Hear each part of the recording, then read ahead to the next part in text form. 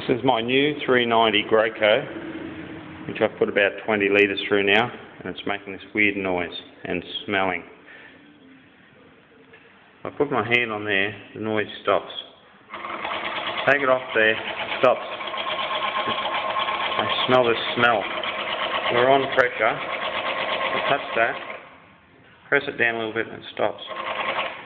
Touch it, don't have to touch it hard even. Stops. Why? I'm not touching that, I'm not touching the filter, I'm not touching anything. We have no paint coming out of the gun. Pressure's the same.